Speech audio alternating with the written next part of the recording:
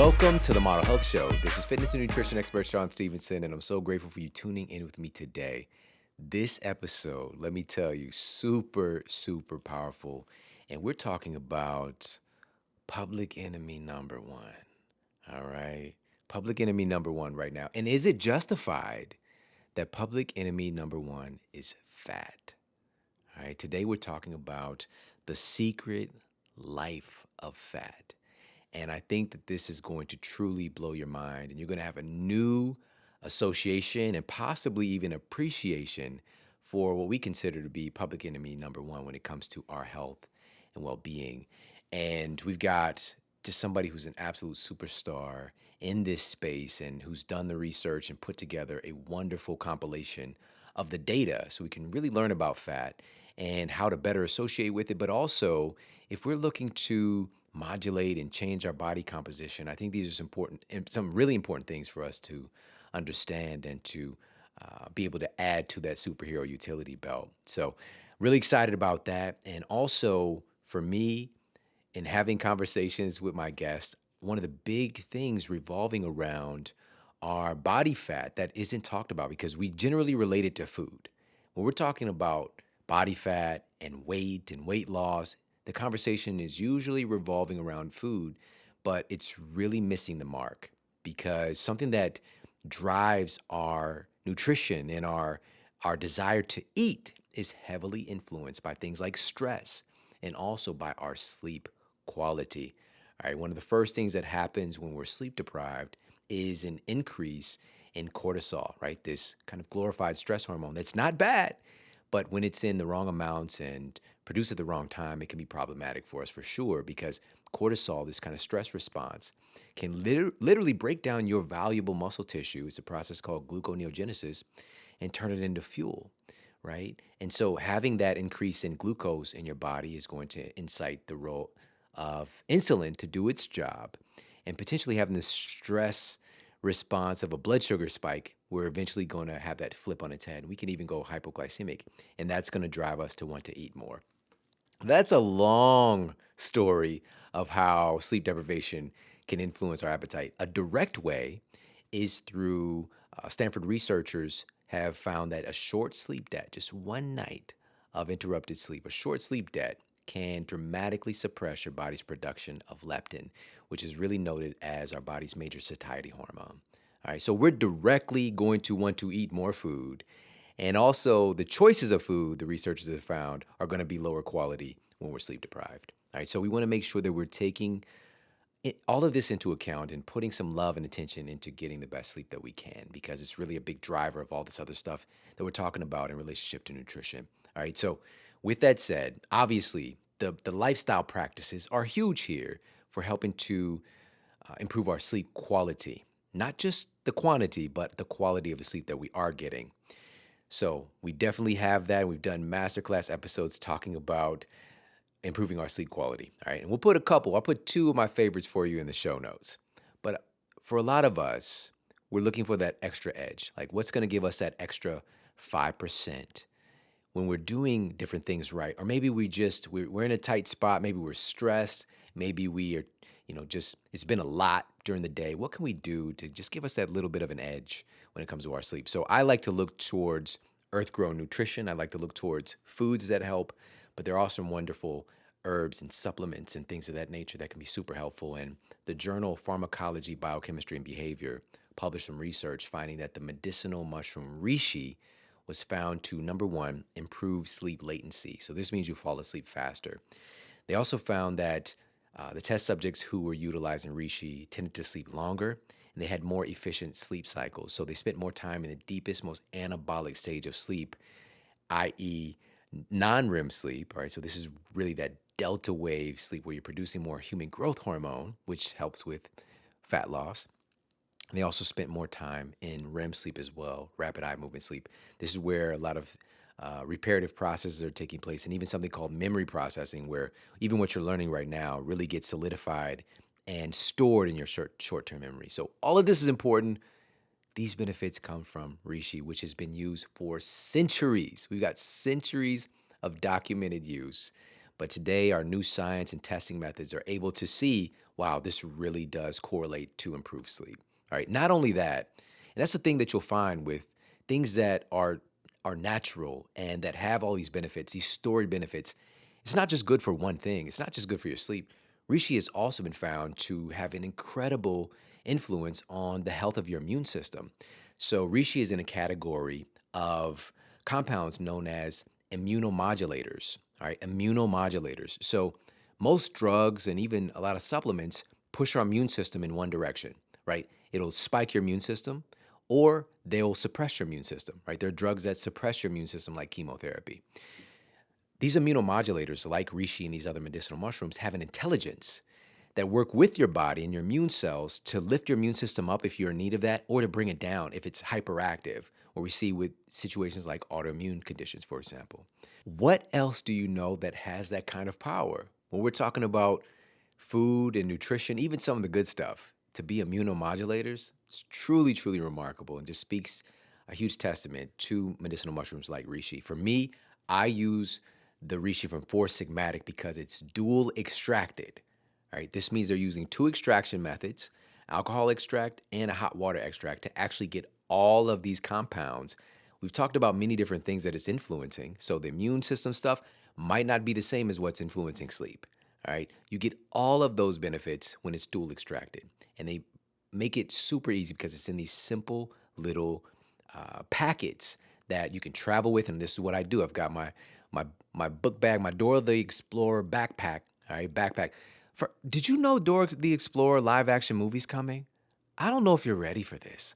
All right, Boots, Diego, the whole gang's coming. All right, and I think they got a really interesting spin on it. Shout out to people who watch Dora the Explorer, or you had kids who watch it. All right, shout out to that. I've got my backpack, and in it is my favorite medicinal mushrooms from Four Sigmatic. All right, so definitely check out their reishi. I have it. It's like my favorite nightcap. My nighttime wind down, and it's part of my routine. Right, so maybe 30 minutes before bed, have a cup of reishi, chill, read a little book, maybe have a little conversation. Talk to my boo thing, talk to my wife, and just relax. And it's a great way to unwind and go into that process of getting good sleep. All right, so definitely check it out. It's foursigmatic.com/model, and you get 15% off everything they carry. All right, that's foursigmatic.com/model, and you get 15% off. All right, so definitely pop over there and check them out. And on that note, let's get to the Apple Podcast Review of the Week. Another 5-star review titled, Shawn Stevenson is the Best by Liz Hartfield.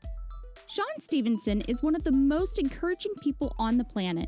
He has motivated me more than anyone else to not accept failure and to value health and longevity. I love his platform so much and binge listen to his podcast. They're so good. Wish I could give more than 5 stars. Keep going. Oh my goodness, so incredible. Thank you so much, Liz. I appreciate you so much, and thank you for leaving that review over on Apple Podcasts. And listen, if you've yet to leave a review, you can pause this. Leave a review for the show, and I'd appreciate that so very much. And seriously speaking, these truly do mean the world to me to hear these stories and these shares, and it just really warms my heart, and I appreciate that so much. It just drives me to keep going and to giving more. So thank you so very much. And on that note, let's go ahead and get to our special guest and our topic of the day. Our guest today is Dr. Sylvia Tara, and she holds a PhD in biochemistry from the University of California at San Diego and an MBA from the Wharton School of the University of Pennsylvania. She was a consultant with McKinsey & Company and has worked at the world's largest biotechnology companies. So she knows her stuff, and she's been in a lot of different fields. And she lives here in California, and she's made the drive up from Orange County to come and hang out with me here in LA. And I'd like to welcome to the Model Health Show, Dr. Sylvia Tara. How you doing today? Good, thank you. Great to be here. It's great to have you here. And thanks for making the trip up. Yeah, thanks. It's my pleasure, my pleasure. Okay. Your book just knocked my socks off, which I've been telling you, and I've been telling everybody about it. It's like an absolute masterclass on fat. And this whole, literally the title is Secret Life of Fat. That's right. And first, before anything, I would love if you can just share what got you interested in the subject matter, because your story just like really resonated as well. Yeah, no problem. And yeah, so I actually have a very hard time managing my own fat, and I gain weight very, very easily. And I would go on diets, and I would lose some weight, gain it back, and watch everyone else around me on the similar diet lose a lot more fat than I would. And I saw this happen so many times. I got really tired of it, and I thought, what is it about me that's different? Why do I have more of a problem than other people do? And so I read some of these books, and they just didn't add up for me. And I'm a biochemist by training. And I thought, well, if anyone can understand fat, I can. I have the background to understand fat. So I went on a 5-year endeavor to understand everything I could learn about fat. I think I pulled out about 1,000 research articles on fat. I talked to around 50 scientists around the world about the research on fat and what they were finding out. And what I was finding out was so interesting, right? So novel. I thought, someone should write a book about this. And so that's what that book is, A Secret Life of Fat, Everything I Learned About Fat.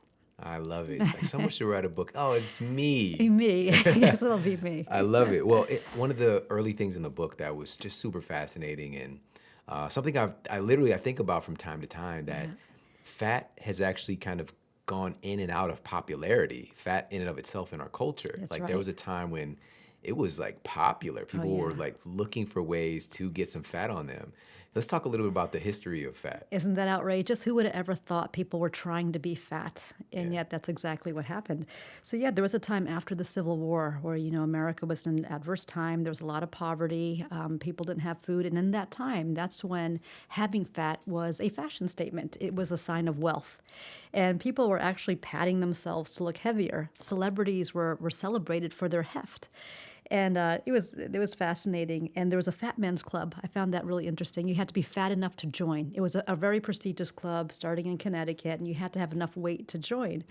And as the economy got better, people started doing better, and they started eating more, and they started getting heavy.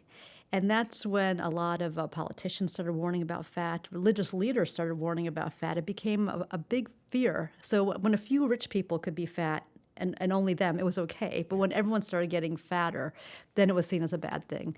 And an industry spawned from that time because people now had this fear about fat. It was written about in a negative way. They heard it from their leaders that it's not good to be fat, and they started getting worried. And a lot of shysters, kind of entrepreneurs, huckster types came out of the woodwork trying to sell all these gadgets to lose fat. There was a soap that was supposed to melt the fat under your skin, fat off soap.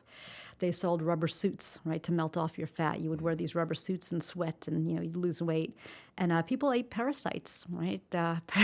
Parasitic tablets to get rid of, to have tapeworms that could siphon off the fat. And then once they lost the weight, they would take some poison pills and get rid of the tapeworm. They did outrageous things, poisons, dinitrophenol to get rid of their fat. Which that's explosive stuff. Oh, right? yes, and explosives. And apparently it raises your metabolism. And even as recently as 5 years ago, I think there was a death from dinitrophenol, people taking it to lose fat.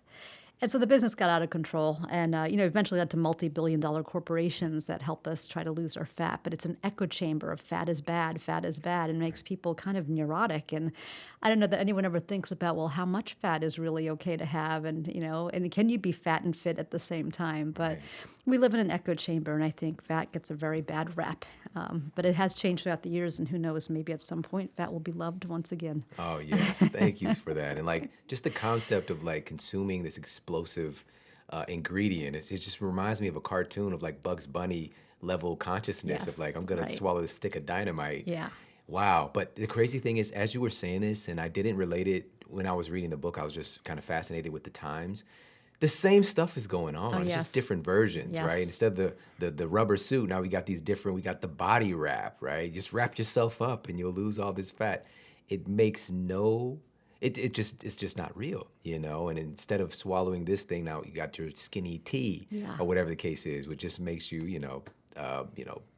gas and blast your way to slimmer waist. But we're looking for these solutions because fat is really seen as an enemy. And in your book, you really highlight how our relationship to fat is skewed, and there's so much to know and to relate to. And I think it'll help us better heal and to manage our relationship. And so I want to talk about that. Let's talk about first, just biochemically speaking, like what the heck is fat? And what is it kind of responsible for? Just like the basic. Yeah. So it turns out fat is actually an organ. I think most people think of fat as a tissue, and in small bits, it's a tissue. So it's like your skin. If you just take a piece of skin, it's a piece of tissue. But your skin in its entirety functions like an organ, and fat is the same way. So fat in its entirety in your body actually it produces hormones that your body depends on.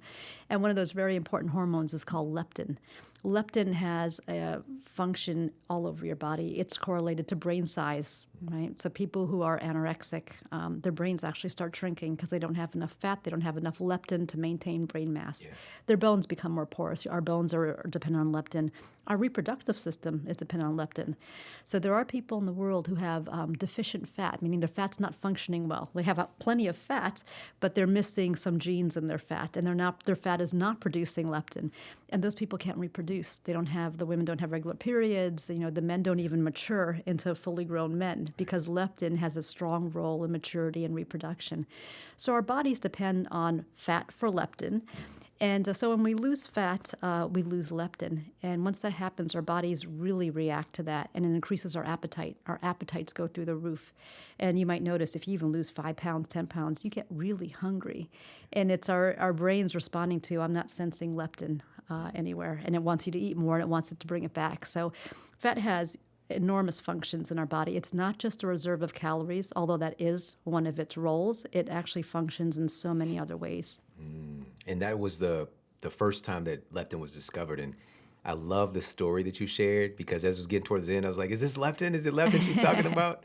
Right. And it was in relationship, they were utilizing these, are they called OB mice? Oh, OB and DB mice, yes. Yeah, so OB right. and DB. Yeah. And I think it was like OB. Yes. And then you shortened it. And because they were trying to find out like and this is in humans as well now, we know that some folks literally they have a mutation where they cannot control their hunger. That's right. And we look at people and just point the finger and just say, you don't have discipline.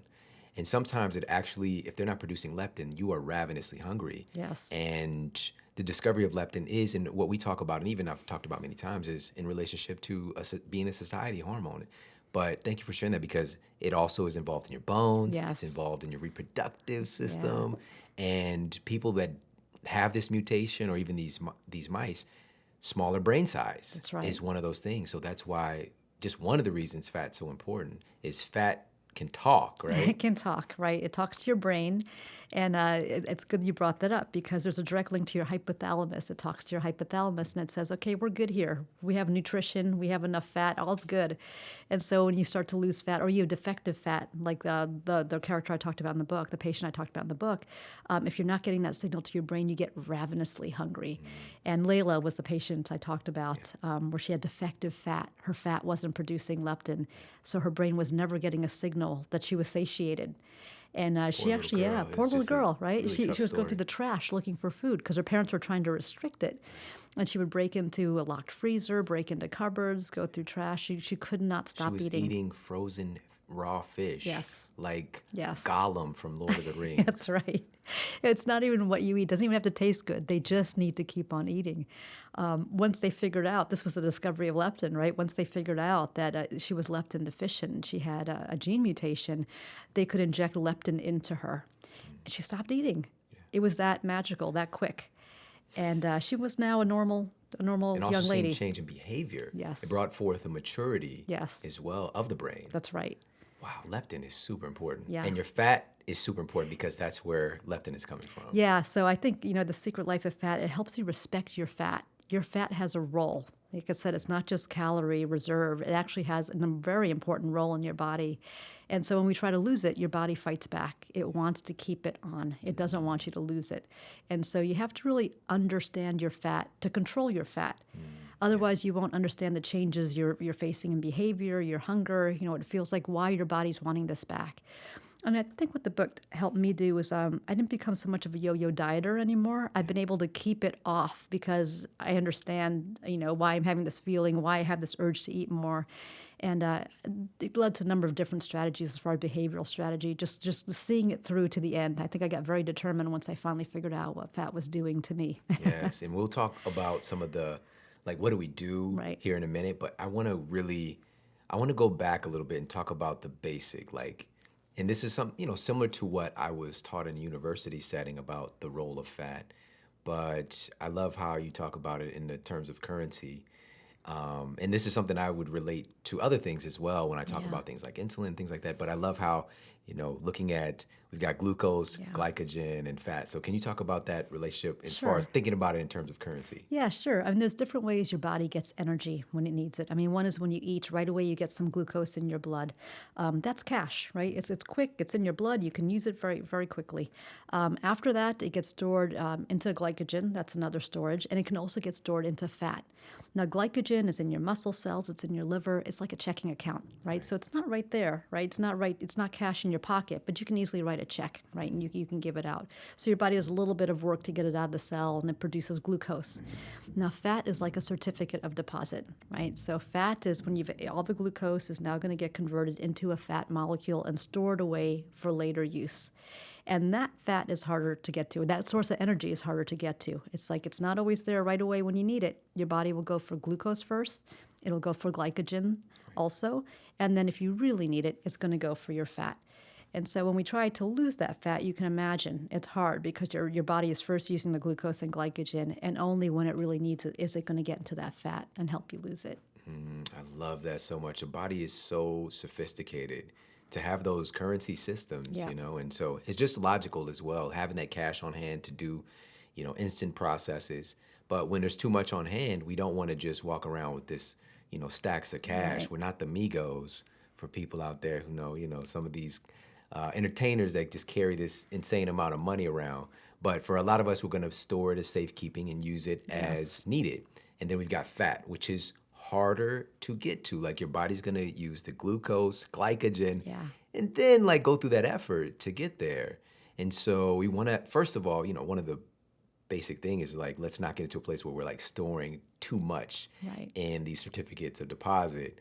But we'll get to that in a moment. And so in thinking about this differently and how we're, consuming food and storing energy and then using energy later, but it's just a really interesting mosaic of the body's capacity. So yeah, and it's also really good that we're storing fat, because if you have too much glucose hanging around or too much glycogen or too many lipids hanging around and they have no place to go, they start to store in places they shouldn't be, right? Like your heart, like your liver, like other places. And so actually the fact that our body is putting these away and storing them, sequestering them into our fat is very healthy for us. Right.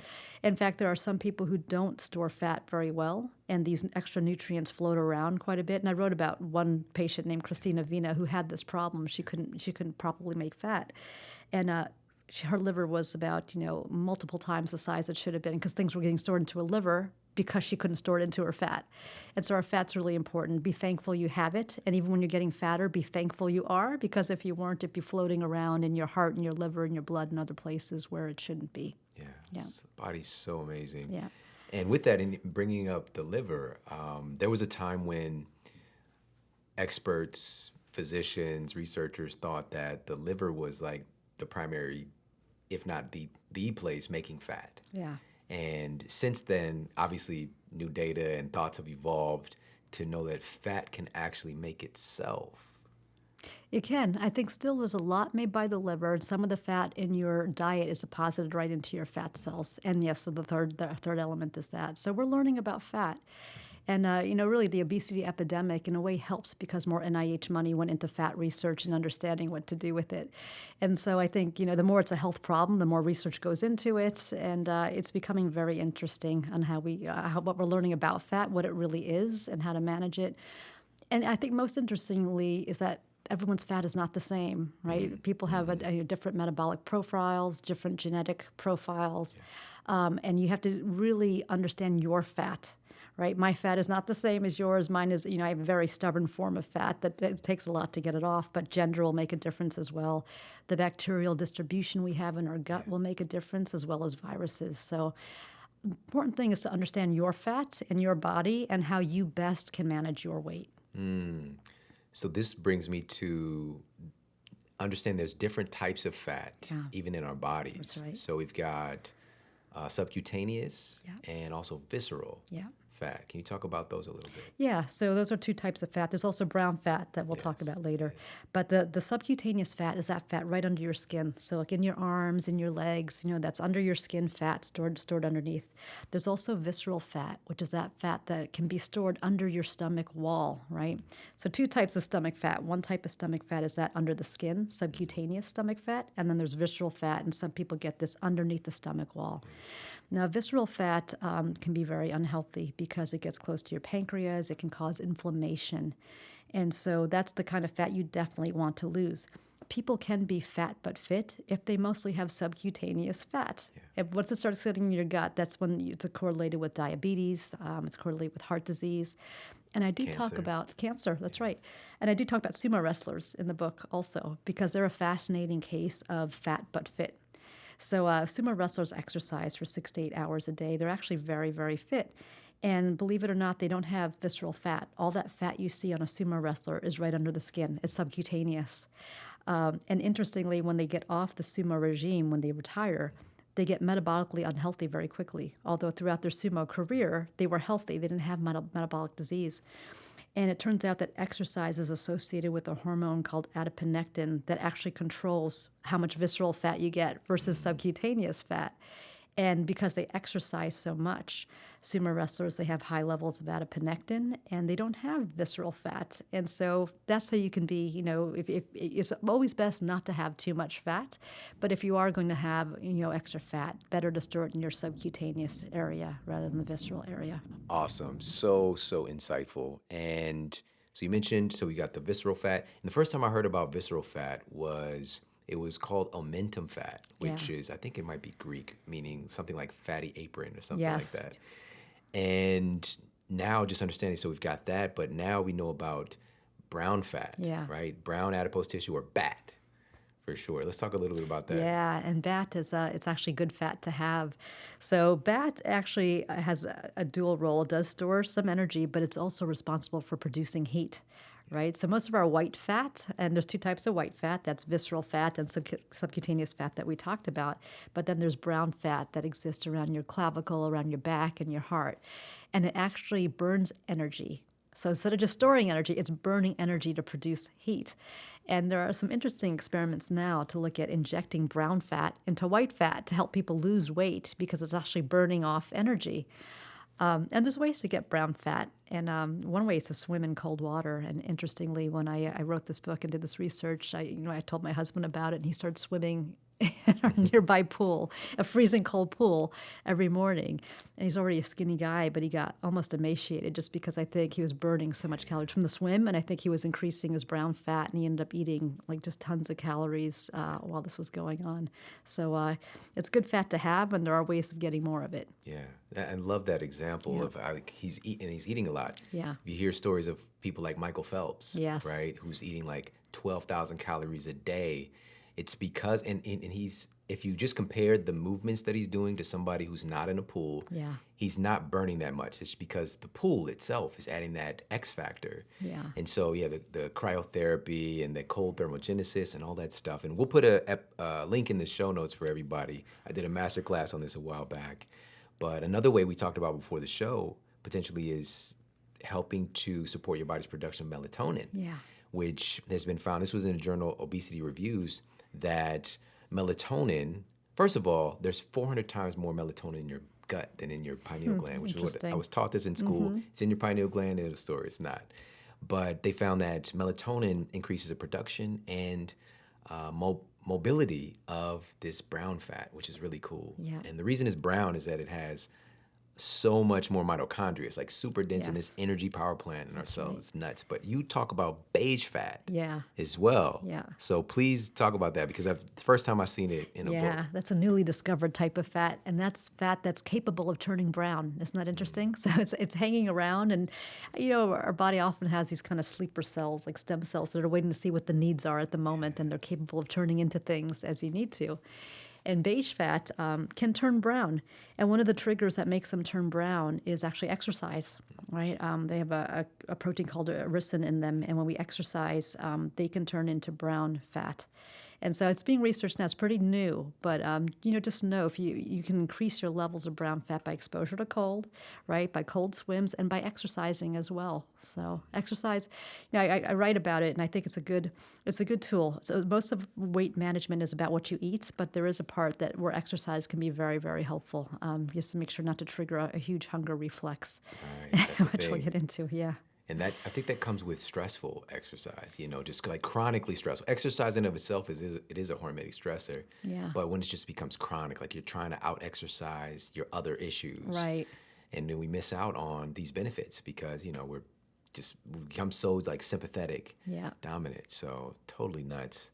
I'd love to talk a little bit about, and this was just so beautiful that this is stuff that's like out there, but to put it in this book all together in one place is so refreshing and so good. And how fat literally holds us together. It holds our cells together. Yeah. So please talk about that. Yeah, I mean, fat, we always think about fat as just, the fat on our thighs or butt or stomach, but it's actually integrated throughout your whole body, right? So every cell has a membrane, and in the membrane, it's made of fat, and that's what holds your cells together. Our nerves have fat around them, myelin. It's mostly fat, and that's what helps our nerves conduct. Fat's used as a messenger. There's eicosanoids, or fat molecules that are used for short-term messaging within our body.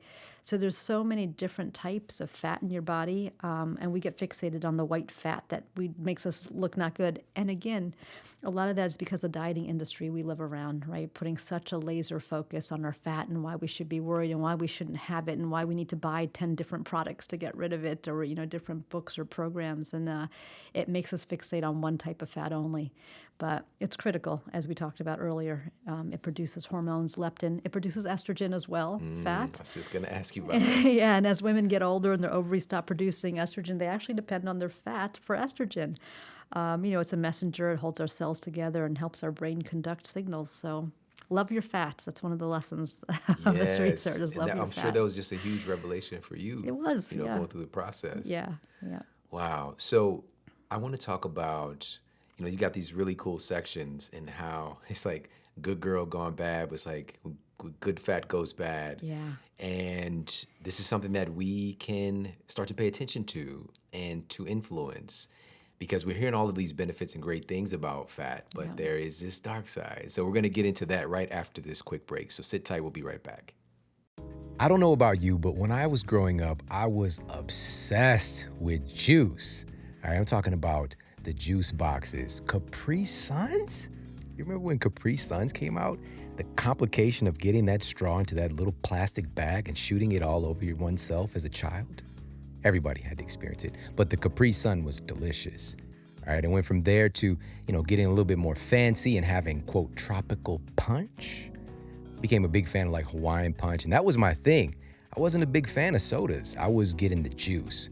But here's the thing. It wasn't really juice. All right, if you would read the package, it would literally say 0% juice in the juice. It was trickery. And here's the thing. How can they create these flavors?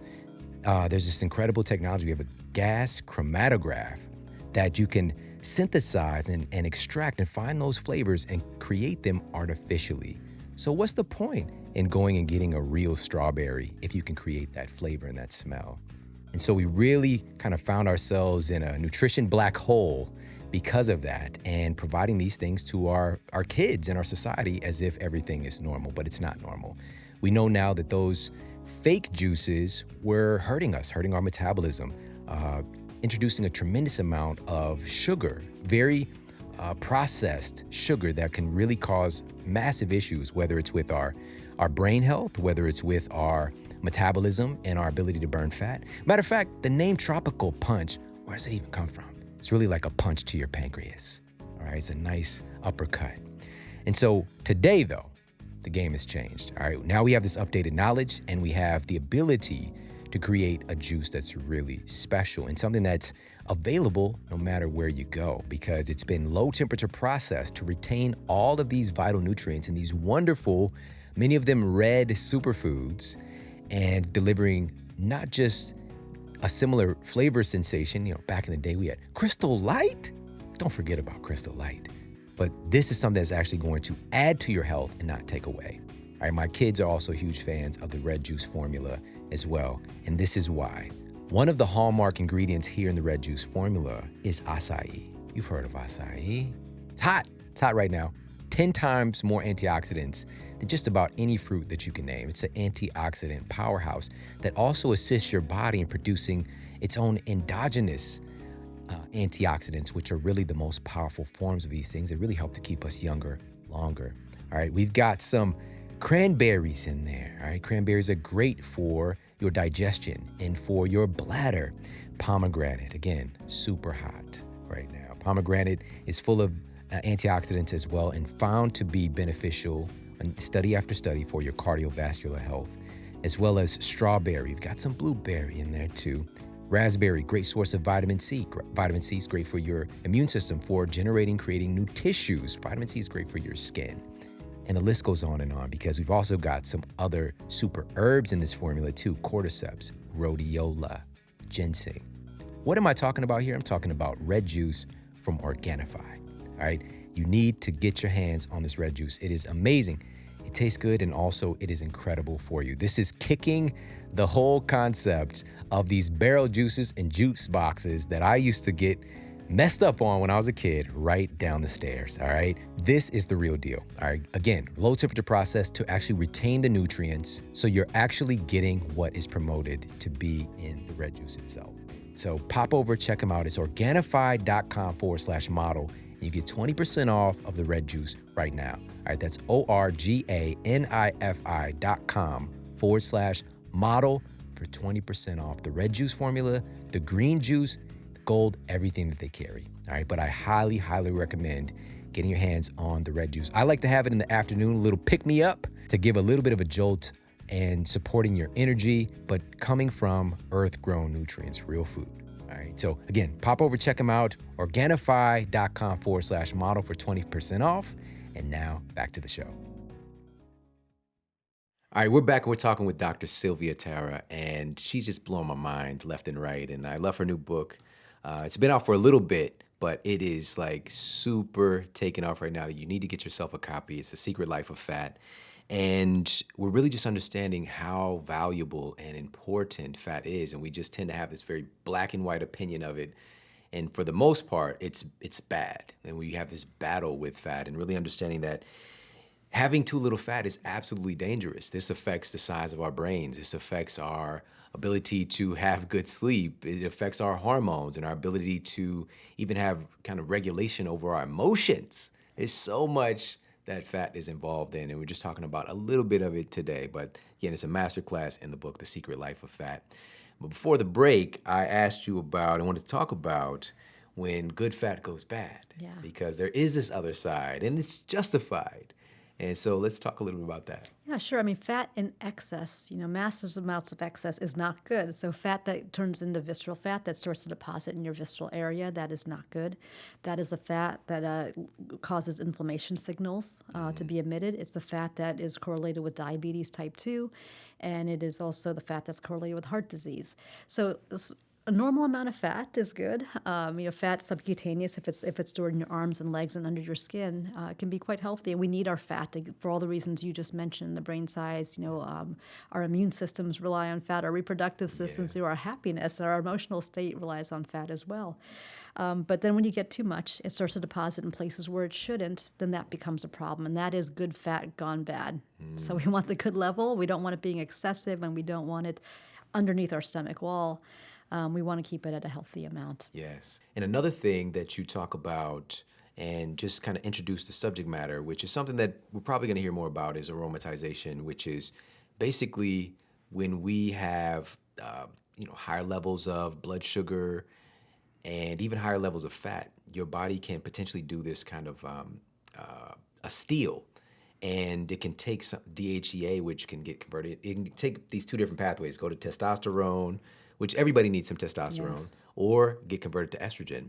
And being imbalanced in our body fat and also blood sugar can cause this aromatization where more of it's getting shuttled over and becoming estrogen. And we get to the state where we're estrogen dominant. And it's just another place that this can be dangerous.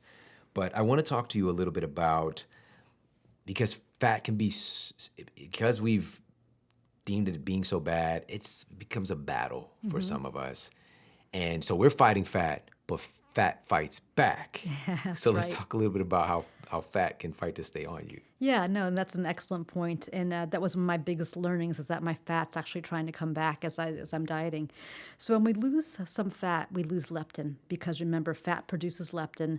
Leptin is a hormone that binds with our brain and tells us we're full, we're satiated, all is good in the world.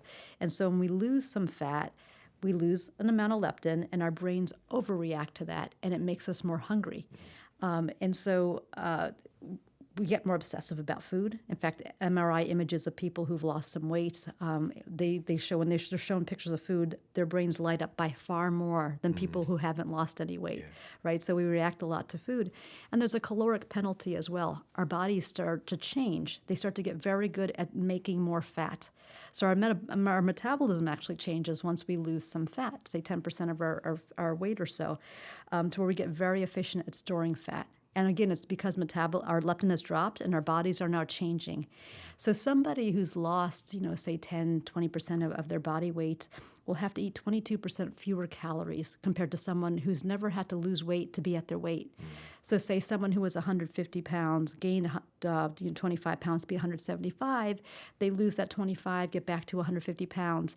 They're now having to eat 22% fewer calories than someone who was at 150 pounds naturally to begin with and never gained the weight and came back, right? So there's a caloric penalty to getting heavier and losing it, and it lasts a long time. Yeah. Our muscles become more efficient during that time. They burn less calories. So even at rest, we burn about 15% fewer calories once we've had that change in leptin. During exercise, it's around 25% less calories that we burn after we've yo-yo dieted like this. And the effect can last, it's been studied for up to 6 years, and it might last longer. So it's an effect that might happen for a long time. So I think dieters just have to be aware, you probably won't be able to go back and eat the way you did before. Once you've yo-yo diet, you've gained weight and lost it, you'll be at this caloric penalty for years. And this is what happens when people regain weight, right? They think that they can go back and eat, and you really, for years at least afterward, you have to maintain that lower calorie diet. Yeah. Thank you for sharing that. And this is why we need to really strive to have a kind of a multi-pronged approach to losing fat and being mindful of our sleep quality and stress and things like that. Because you talk about in the book, food is the only thing that causes this issue with fat really fighting to stay on you. So let's talk about some of the other stuff that can cause body fat to just like be so difficult to relate with. Yeah, so the other ways we get fat, is that what you mean? Yes. Yeah, oh boy, there's a bunch of ways. So food is one. Certainly if we overeat, we get fat. Our bacterial distribution can affect our fats and how much we have. So there's certain types of bacteria that are very good at extracting calories out of food and putting it into our fat. And interestingly, what we eat can tilt our microbiome in our gut. So if we have a lot of starchy, high-calorie, fatty foods, we get a certain distribution that's very good at extracting out those calories. When we eat more fibrous foods, we actually tilt our microbiome to that type that actually lets a lot more pass. So we get more fiber, which helps more of our calories pass, but those bacteria that accumulate around eating more fibrous foods also don't try to extract as much calories out of the food. So in a way, fat loss begets fat loss. If you eat healthy, you eat fibrous foods, a lot of lettuce and cabbage and things like that, naturally it's less calories, you're getting more waste. But then again, the bacteria you're fostering in your gut is that type of bacteria that does not extract as many calories out of the food. And so that's very interesting. So our microbiome is one way that we gain other fat. Gender is another, and I had to read about this because I write about this in the book. I have a very skinny husband who eats everything he wants, and I think he still fits into his college jeans, and very frustrating for me. And women's bodies are very different, is what I learned. Women partition more nutrients into fat than men, and this happens at the time they're born, probably even before they're born. Girl infants are fatter than boy babies. And it's, the way that we're designed. And nature likes to keep fat on women as well. When we exercise, we tend to get hungrier than men do after exercise. We have more ghrelin, which is a hunger-producing hormone. Women produce more of it after a good bout of exercise than men. So it's almost like their bodies are designed. The counter of leptin. That's right. So ghrelin is a hormone produced by our stomach, and it produces a sensation of hunger.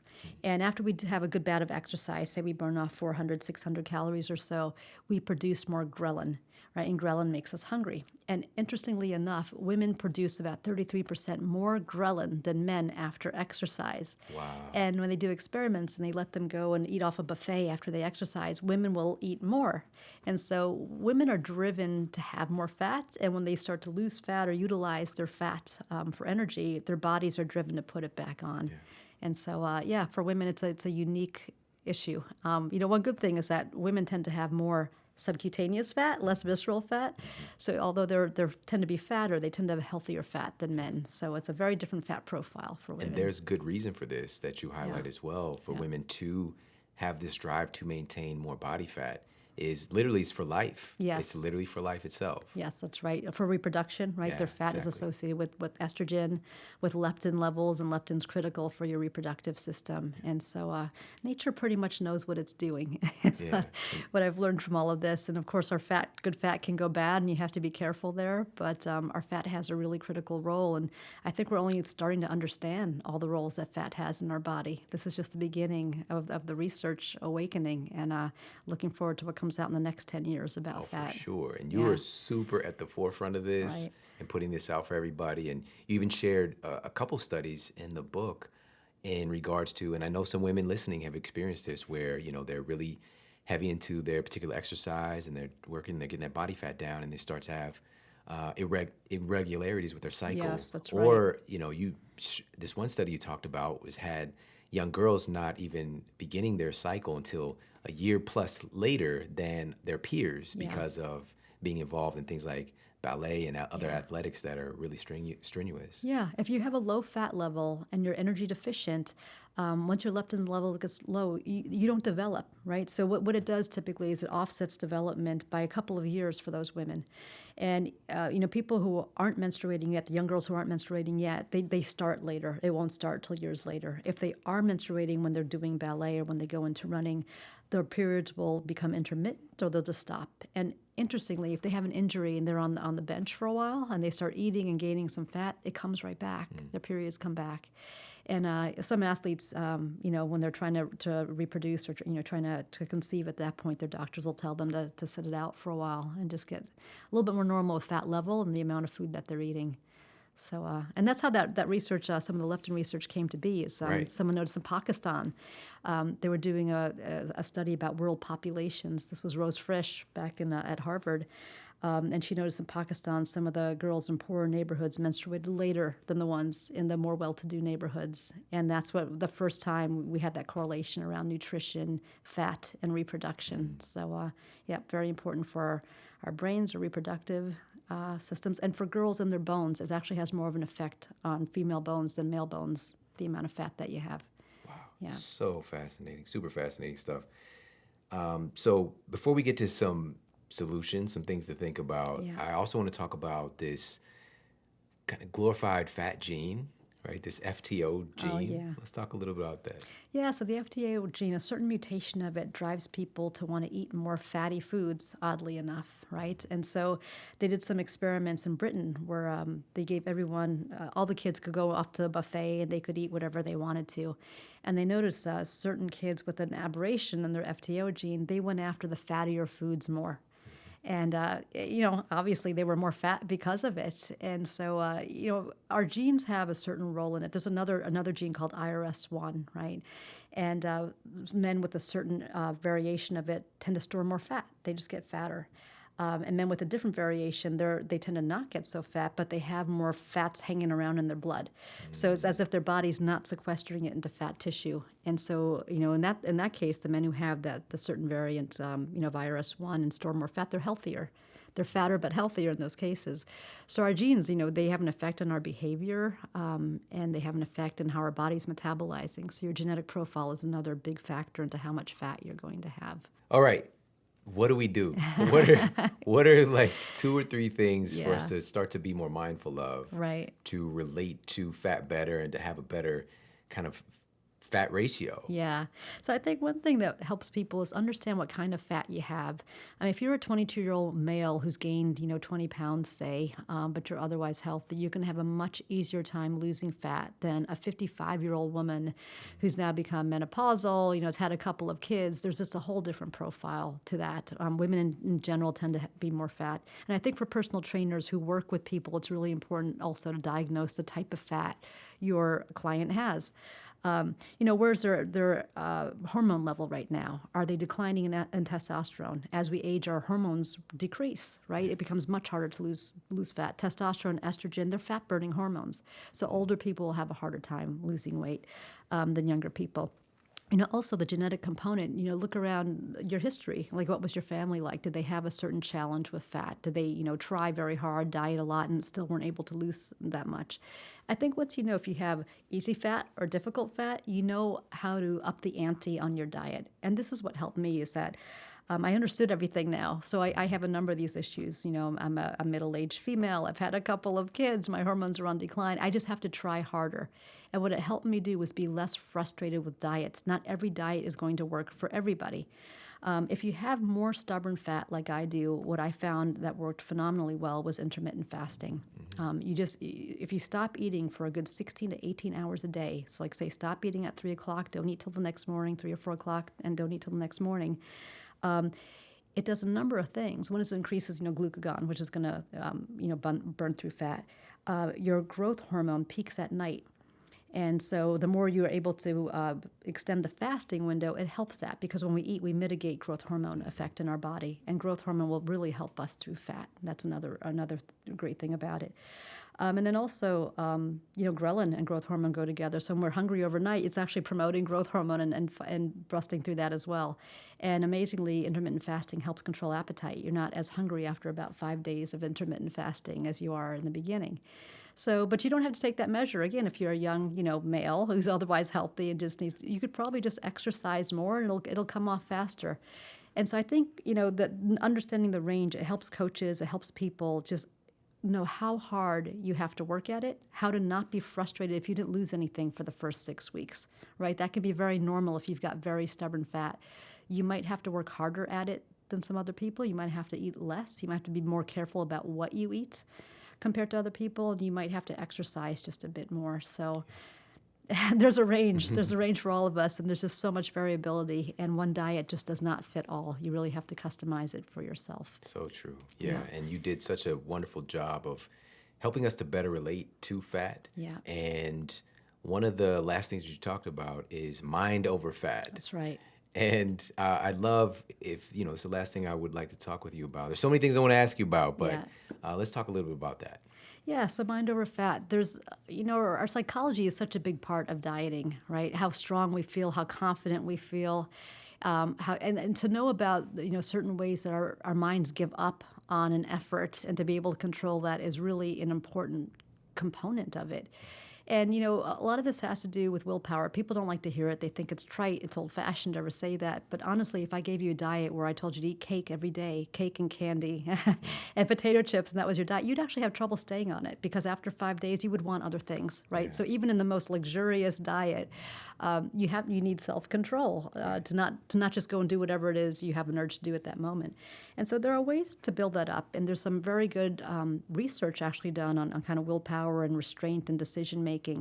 And you could think of willpower as a muscle. The more you do it, the stronger you get at it. And you can just build it slowly. I mean, you could start by just a small task of making your bed every day, right? It's now you're using willpower, and that helps actually build it up. And, there's a number of exercises and examples I talk about in the book about how to build up willpower. And those are some of them. People they use tricks also to help themselves. If a person has an audiobook they like, and they only leave it at the gym, right? And they have to go to the gym to listen to it, they will actually go to the gym by far more frequently than someone who's not checked it in and put it into the gym, right? And the more frequently they go, what they learned in this research is when they took the audiobooks away, those people still went to the gym more, because it's now become a habit, right?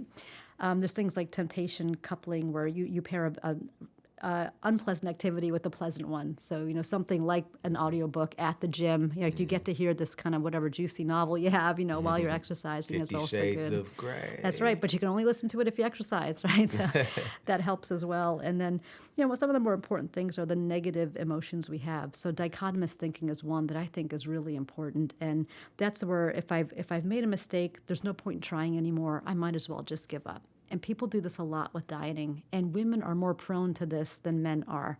So, I had ice cream. Oh, I might as well have it again tomorrow because I had it yesterday, and now I've had it 2 days in a row, and now it's all over, and I can't lose weight, and I'm just going to binge for the next 5 days. And this is really typical. And so that slippery slope kind of thinking, it's not just bad for your weight, it actually leads to more depression and anxiety. And the more you're able to forgive yourself when you're dieting, the better your diet's going to be, the more effective you're going to be.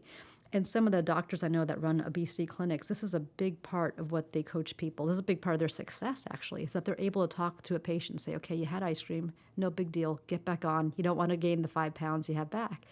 And interestingly, just that an authority figure telling them that, giving them the, the ability to forgive themselves actually helps them stay on their diet. So there has to be a component of self-love as you go about this very, serious and difficult endeavor of trying to lose, say, 20 pounds or so. It will be a long haul. It won't be perfect. You'll go off sometimes, and you have to love yourself and forgive yourself enough to know that you're still fine if you come off.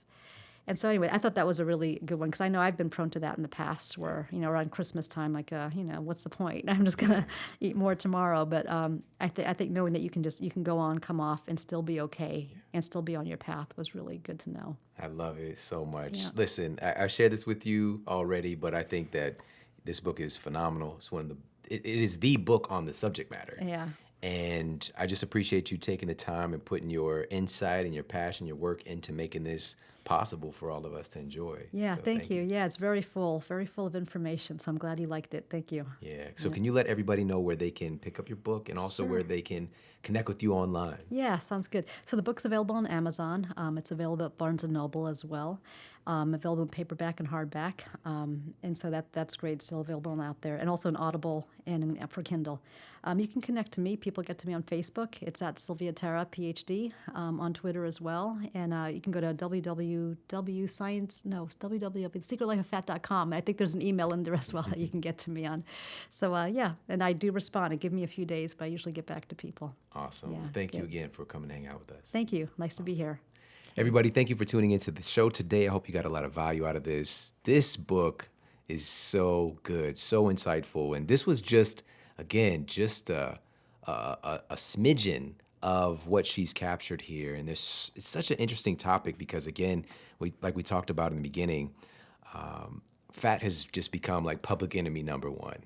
And we really just don't have the whole story. And so it's really helped with that and breaking down those kind of walls. And one of the things that we didn't really get to talk about today is how having a healthy amount of body fat, even a little bit more than you think, is associated with a longer lifespan.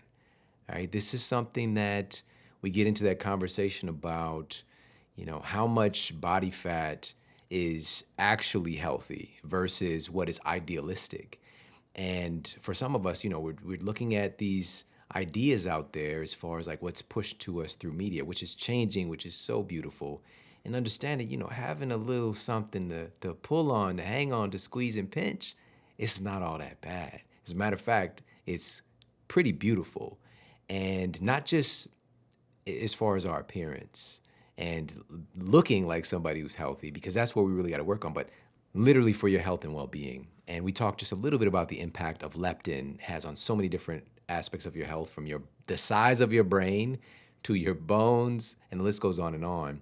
But leptin is made by fat, by body fat. And so when you hear the stories about, he's got, he doesn't have any fat on him, he's got 2% body fat, that's not cool.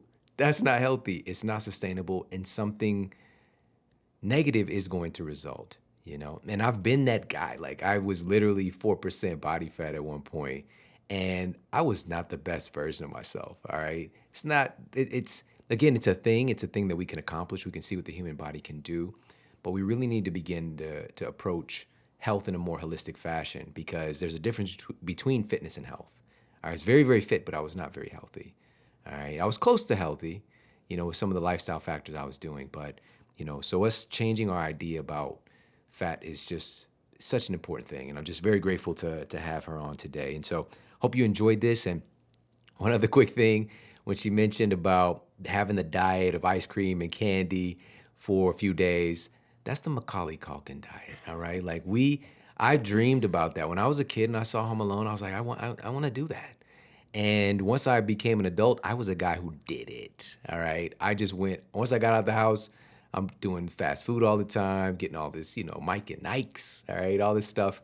And after a few days, like my body just wanted broccoli. There's an intelligence there that we can fight against. But the reality is your body is constantly giving us signals and information to diversify things and to really take care of ourselves. So I hope you got a lot of value out of this episode. And if you did, please share it out with your friends and family on social media. And of course, you could tag me. And listen, this is just the beginning. All right, we're just getting started here with what's coming for you. So make sure to tune in to the next episode because I got something really, really powerful coming up. We got some incredible guests and show topics that you're absolutely going to love. So make sure to stay tuned. All right, I appreciate you so much for tuning in. Take care. Have an amazing day. And I'll talk with you soon.